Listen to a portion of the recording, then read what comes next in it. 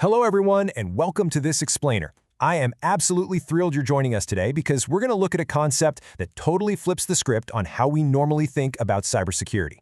You know, when most of us picture a cyber attack, we imagine some hacker in a dark room just furiously typing away, trying to crack passwords or smash through firewalls. But what if I told you that the absolute easiest way into a highly secure system doesn't involve attacking computers at all? Nope, it involves attacking the person sitting right behind the keyboard, literally. The data shows that the vast majority of data breaches don't start with some complex software flaw. They start with a simple human mistake. Today, we're breaking down the anatomy of a social engineering attack, and we're going to explore exactly how adversaries hack human behavior instead of lines of code. Okay, let's dive right into this. Imagine you get this exact message on your phone, or maybe in your email inbox right now. Your school account will be disabled in the next 30 minutes. Click here immediately to verify your account. Just put yourself in that hot seat for a second. You've got assignments due, you absolutely need access to your materials, and boom, suddenly you see this. I want you to really think about that for a second. What is your very first reaction? Take a second. If you're like most of us, your first thought is just this sudden spike of total panic, right? You're probably thinking, wait, my account's getting disabled? I need that for school. I better click that link right now so I don't lose all my work. Well, that emotional, rushed, panicked state you're feeling, that is exactly what the attacker is banking on. They really don't want you carefully examining the message. They just want you to react. So how exactly did they do that? How did a simple string of text just hijack your critical thinking? Well, that brings us to Section 1, Hacking the Human Mind. Let's break down the mechanics of the trap you might have just fallen into. In the cybersecurity world, we call this social engineering. It's basically an attack that uses psychological tactics to manipulate people. Instead of searching for a technical glitch in some software, the adversary just takes advantage of normal, everybody human behavior. Their goal? To get you to do something for them, like reveal sensitive info, download a malicious file, or click on a bad link. And when they manipulate you into giving up information specifically, well, that's a process known as elicitation. It's important to remember these attacks don't just happen through a computer screen. They can happen in person, but they're incredibly common via emails, texts, and social media. The big takeaway here is that in social engineering, you, the person, actually become part of the attack surface. Moving right along, let's look at Section 2, Intimidation and Urgency. To turn you into a vulnerability, attackers rely on two primary psychological weapons. These are designed to bypass your logic and trigger your natural human reactions. First up, we've got intimidation. This happens when an adversary threatens you with negative consequences if you don't comply. Think of stuff like verify now or your account will be permanently deleted, or maybe even threats of legal action. As humans, we naturally want to avoid bad outcomes. Intimidation creates fear, making you focus entirely on stopping that bad thing from happening rather than stopping to ask, hey, is this message actually legit? On the flip side, we have urgency. This is when the attacker gives you a reason to act super fast, using phrases like respond within 10 minutes or immediate action required.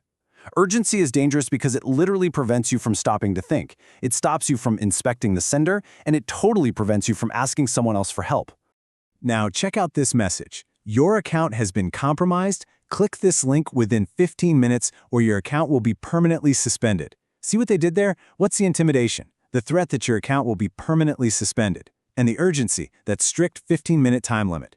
This combination is a real killer. The victim gets hit with this massive wave of fear and intense time pressure all at once. It maximizes panic and just completely overrides logical thought. It's a trap for sure.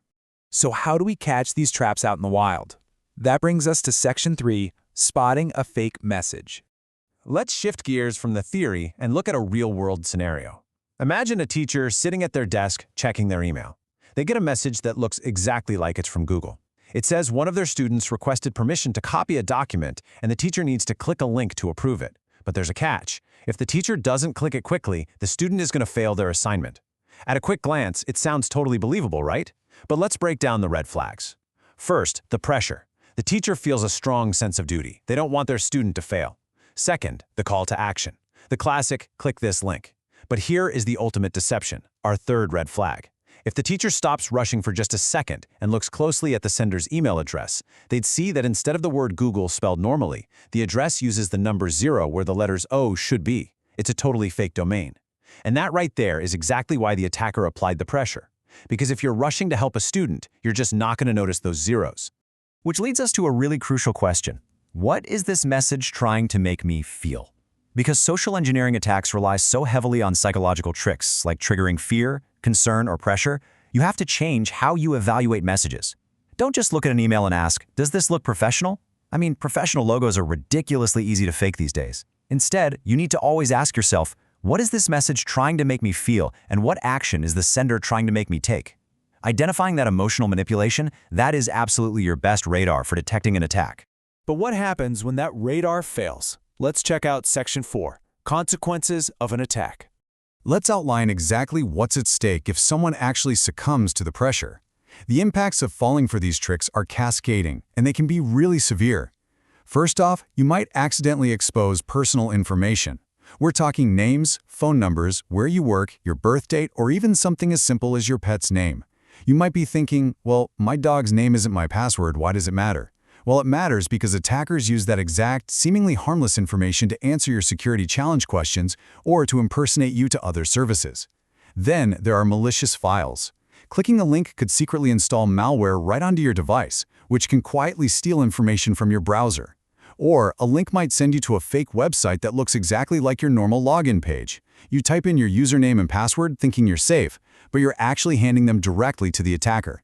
And finally, there is the exposure of secure information, which honestly is perhaps the most immediate threat of the whole shebang. Let's highlight a very specific, incredibly dangerous scenario when it comes to secure information. Imagine someone calls you up, claiming to be from tech support. They sound super professional and say, I just sent a 6-digit code to your phone. Please read the code back to me so I can verify your identity. Sounds routine, right? Well, that 6-digit code is a one-time password, or OTP. The caller isn't verifying your identity at all. The code they just triggered is actually the authentication code they need to log into your account. If you read that code out loud to them, you are literally handing over the keys to the kingdom. The adversary can instantly authenticate to a service as you, no hacking required. So knowing all this, how do we fight back?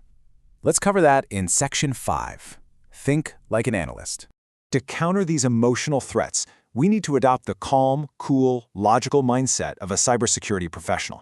You need a mental checklist every single time you receive a suspicious message.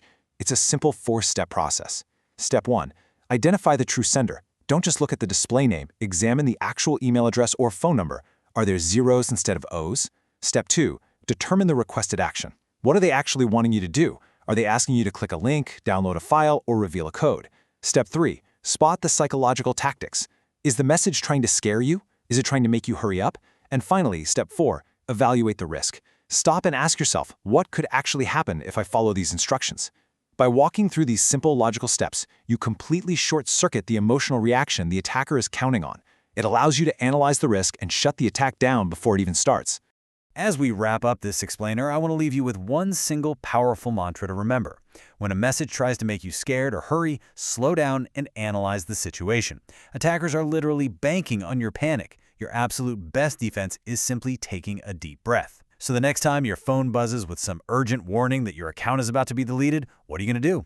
Will you rush to click, or will you recognize the manipulation, slow down, and think like an analyst?